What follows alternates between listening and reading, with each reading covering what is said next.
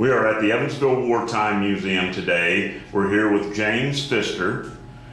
James is a Vietnam veteran, United States Army, and former POW. James, can you tell us your full name, your age, and where you were born? James Frederick Pfister Jr. I'm 77 years old, and I was born and raised in Evansville, Indiana, and I currently reside in Carmi, Illinois. And when you grew up here in Evansville, what school did you go to? I went to St. Teresa grade school, and when I graduated in the 8th grade, I moved to Indianapolis, Indiana, and then from there, that's when I joined the Army in July 1965. Okay.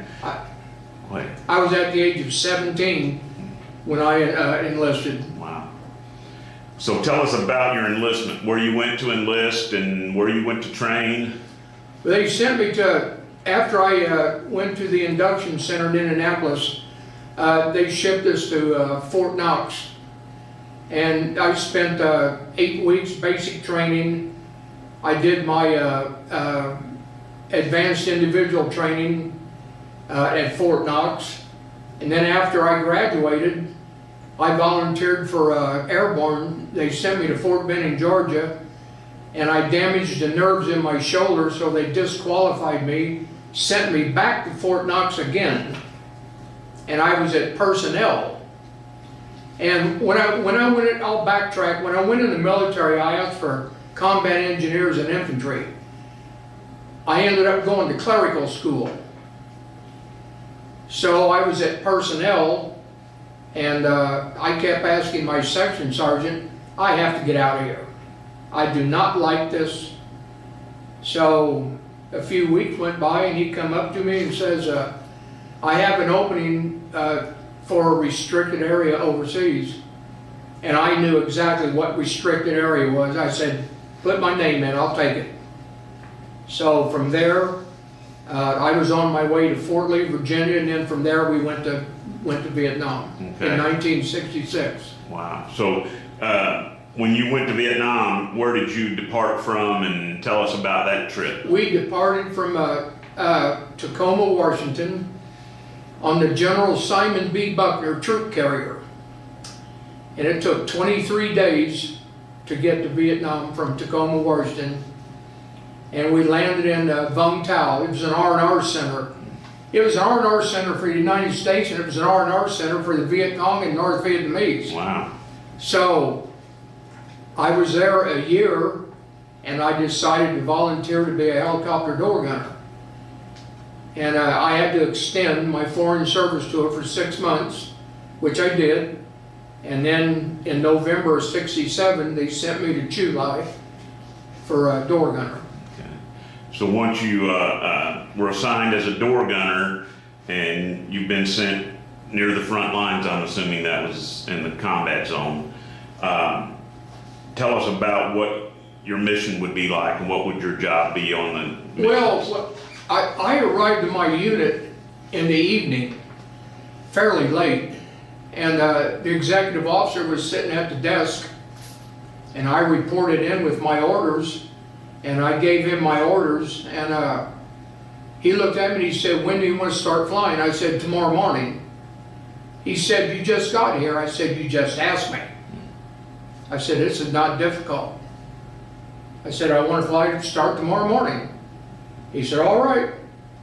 So they opened up the supply room. I got my gear, got my hooch where I was going to stay, and reported down to flight line at 4 o'clock in the morning. And then they put me in slicks. We flew resupply, command control, and it was just not enough action for me. So they had an opening for the gunships, minigun ships, and I said, I'll go. So I started flying in the gunships. Wow. So how many missions did you end up flying in Huey helicopter? It was just a number of, I flew every single day. Wow. So they didn't really count them? No. Gotcha. So, but every day you were doing, I mean, one day we may fly 17 or 18 hours, and I'd fly command control, and then we'd turn around the same day and take rice into a village. So it just depended on what the mission was. sure, But there was really no action hauling troops around and stuff, and I needed something a little bit more. okay. So then when you were assigned to the gunship, then how did that change for you as far as your assignments? Well, we were sent on gun runs. I mean, we'd go in blazing bullets and firing rockets, and that's what I was looking for. And it was being returned at you. Oh yeah. That was a bad thing about the war. We got the ability to shoot at things, but the things we shot at had the opportunity to shoot back. Sure. So I know while you were there, on one of your missions, you had quite a traumatic experience. I mean, I would call it that I'm sure it was, but can you tell us about? Well, we were sent out January the 5th, 1968, out in the evening to support an infantry company. And they had been hit by the North Vietnamese. They had 50 some odd people killed in less than 15 minutes. As soon as we got out there, we started receiving fire from 51 caliber anti-aircraft guns. And we were flying wing ship, and we took a bad hit. We had both of our hydraulics shot out. And the pilot tried keeping the helicopter up as long as he could, but it started nosing over. So the only maneuver left on that was to crash the helicopter. So he let off the throttle and let it fall out of the air. We were about 700 feet, and we hit the ground. I broke my back in the crash, but that's part of the war, I guess, you know. And then after you crashed, Well, the next morning, we were captured by the North Vietnamese. We were literally surrounded. and how many of you were captured that There day? were 3 of us. Okay. The co-pilot, the pilot told the co-pilot, go this direction, and he took off all of his clothes and stumbled out in the river and floated down the river for a couple of days and ended up being saved. So the other I three, said, good for you. Yeah, You sure. know? the other 3 of you were captured that day, and Yes. by the North Vietnamese. And then tell us about where you were taken at that point. Well, they marked us off for about 10 or 11 days in different directions to our first camp. And I was in 5 camps total in South Vietnam. They kept us in the jungle for 37 months. And I've eaten rats, snakes, lizards, toads, frogs, anything that crawled, I'd kill it and eat it. And I would share it with the other POWs, and they didn't want any part of eating rat. Yeah. But I said, hey, it's the same difference. If you ever eaten squirrel, it's the same difference. Except that they just look different. Yeah. it was able to sustain you. Yeah. Yeah. So you say you were in 5 different camps. Can you tell us some about the experience of being in a POW, North Vietnamese POW camp? Well, we were given meat every 3 months. We had infections. I've had malaria. I've had dysentery twice, malnutrition, jungle rot. I had parasites in me, 15, 16 inches long. The water that we drank, we had to boil. And coming back from a food run, I wasn't boiling any water. I drank the stuff cold.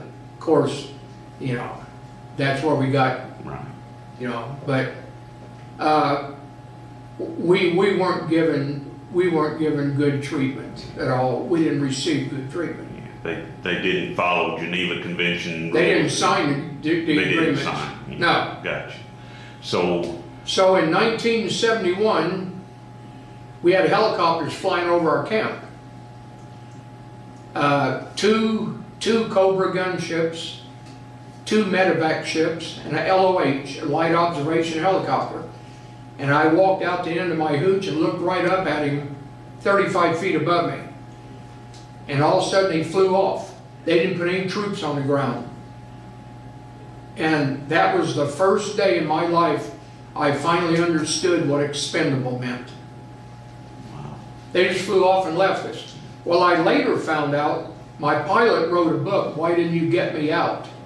In 1969, the powers to be put out a directive that they were not going to use any more military equipment or troops to go in for any rescue mission.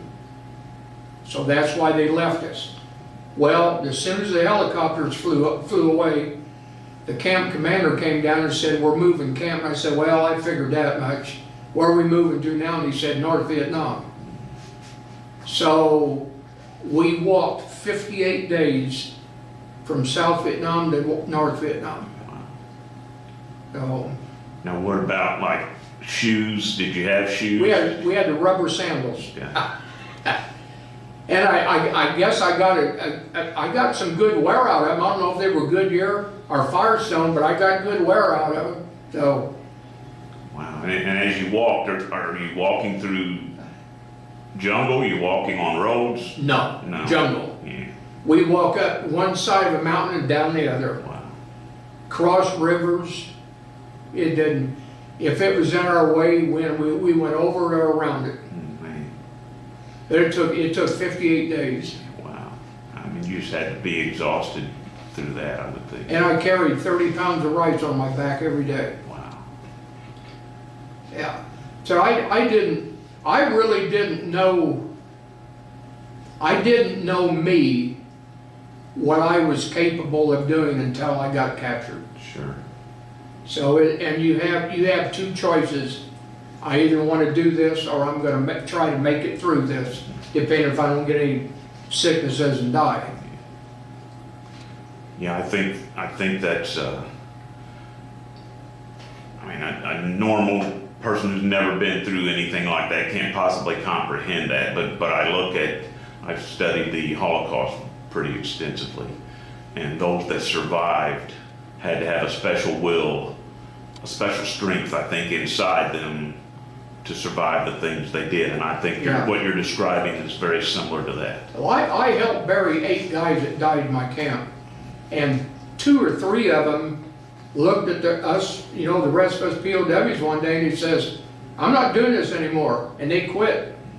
And 2 months later, we put them in the ground. So it's very easy. Well, you can do that now. If you decide you don't want to live anymore, you have the will to do so. And once your body starts shutting down on you, it's hard to get your body back up on board. It really is.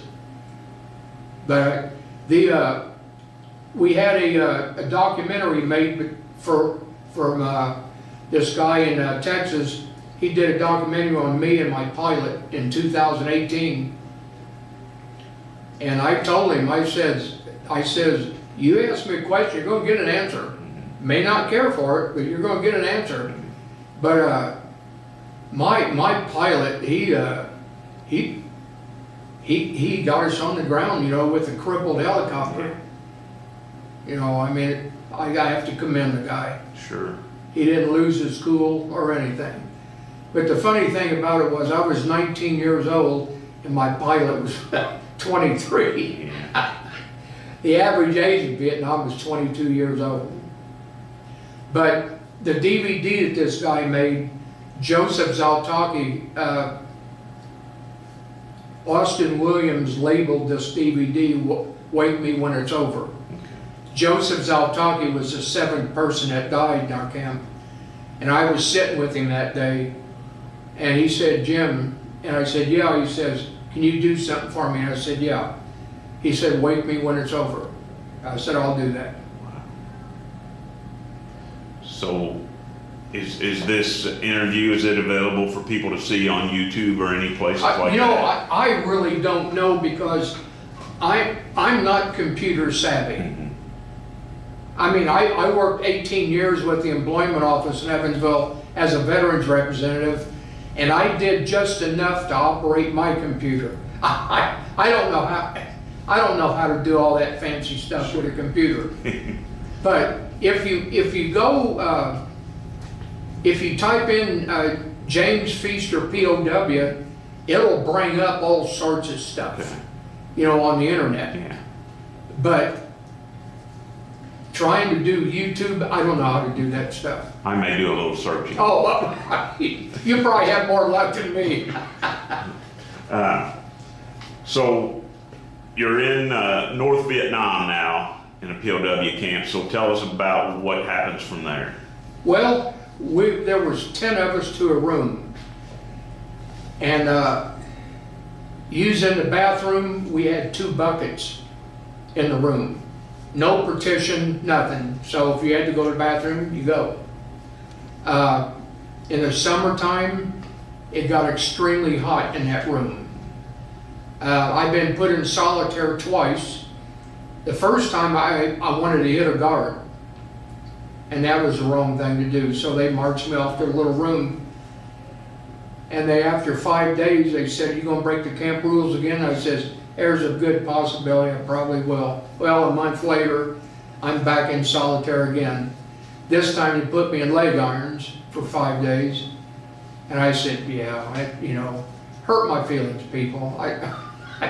I was at a point where I really didn't care anymore. And I was going to push the people as much as I could without being beat to death. And of course it cost me 2 times going in solitaire, but hey, it was worth it. You know, that was my way of, what do you call it? Define, you know, their rules and regulations. Sure. That was my way of, you know, doing it. So, How many men were in this camp? You have any idea? 108. Okay. Now we weren't at Hanoi Hilton Gotcha. until later. Okay. Then they moved all the POWs into Hanoi Hilton. That's where we were released from. Gotcha. The Hanoi Hilton and taken to the airport. And that was the final camp you were in. So how did they take you from where you were to there? Bus. Okay. So.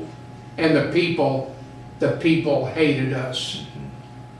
I mean, well, you know, from the time they're able to talk, or jibber jabber, they're indoctrinated, and then they received us their whole life.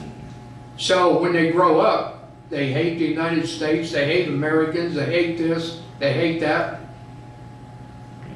But that's how you indoctrinate somebody. So was Hanoi Hilton much larger than the others? Yeah, it was. Yeah. But some of the guards seemed sympathetic towards the POWs. Others, they would have shot us. Once they were given a word, they'd have come in and shot us. They wouldn't have cared. So. And how long were you there before you were? Probably maybe a year and a half or so. Well, let's see. April, we left in South Vietnam February of '71. Got up to North Vietnam in April of '71. So until April of '71 to March of '73. So a little over 2 years. Wow. And then there at Hanoi, the Hanoi Hilton, the conditions worse, better than where you'd been?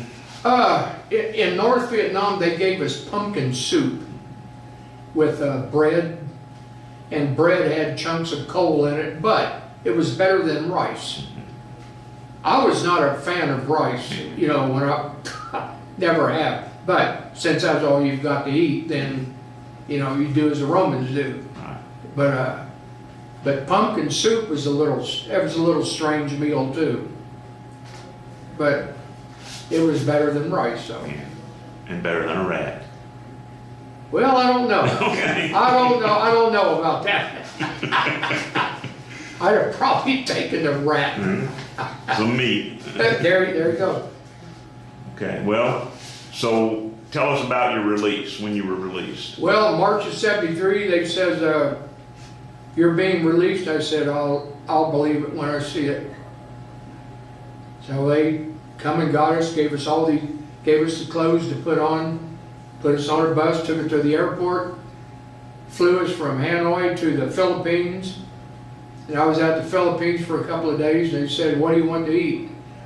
I said, I want a hamburger, I want a Coca-Cola, and I want a pizza. And said, I want music. Lots of music. I love music. Not the 50s and no. I need this headbanging stuff. That's the only thing that keeps me going. I listen to Metallica, you know, AC/DC. Oh God, I love it. I mean, it just keeps my blood moving. So anyway, they released us from the Philippines, and we flew back to the United States at Kelly Air Force Base in Texas, and then from there we went to the hospital closest to our hometown. So mine was Fort Knox. And I was in Fort Knox for 11 days. And then I had the major come in for debriefing, asking me how many people died, when did they die, where they were from. I told him, and he looked at me and he said, are you sure? And I just blew up on this guy. I literally cussed him out and told him to get out of my room. And I said, if you can't honor the information that I'm giving you, then we don't have anything else to talk about. So I said, if you want to start this again, let's start again. So everything went well. And then after 11 days, I was sent on 90-day convalescent leave, and I drank quite heavy for those 90 days. And then after I come back to Fort Knox, no more drinking, got it all out of my system, and re-enlisted and stayed in the service till June of '86. So I put in 21 years in the military. Wow. And the only reason I did that is I went in July of '65. I came back in March of '73. That's almost 8 years. And I said, my God, I can do the rest of this standing on my head. And I said, I have no other skills. You're right. I think with what you had been through, Yeah, the rest of it had to be. Yeah, I said the rest of this is a cakewalk. Yeah. And then from 1986 to 1992, I had 12 or 13 jobs. Could not find what I was looking for. If I didn't like the boss, I just turned my keys in and say, have a nice day. Well, where do you want me to send your check? I said, just keep it. I don't want your money. And I did this for 12, 13 jobs. So it took 6 years. And I filled out an application. I moved back here to Evansville in '91, worked at AutoZone for a year down on First Avenue. And I filled out an application for employment at the employment office. And they called me up in September of 1992 for an interview. And I went down there and interviewed. And he says, will you live in Carmel, Illinois? I said, it's not a problem. I'll be the first one here at work.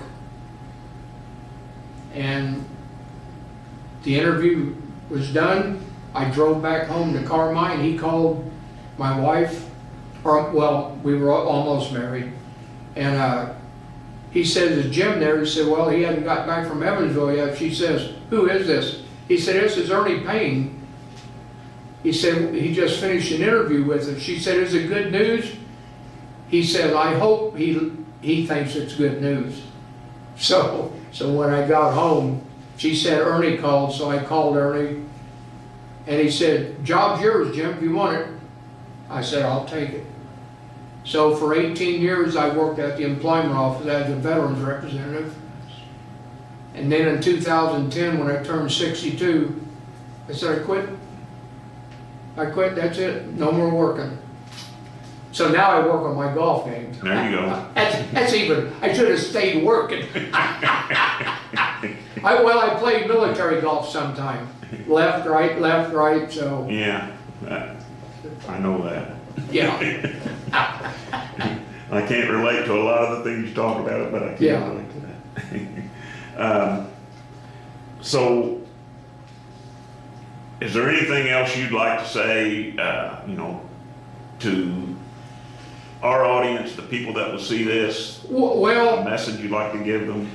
for anyone that was not in the military, don't have one bad thing in your life mess your whole life up. You can get over it. You can get around it. There are alternatives that'll help you out. There's different agencies that can help you. But I said, don't let one mistake ruin your whole life. And for everyone that has PTSD,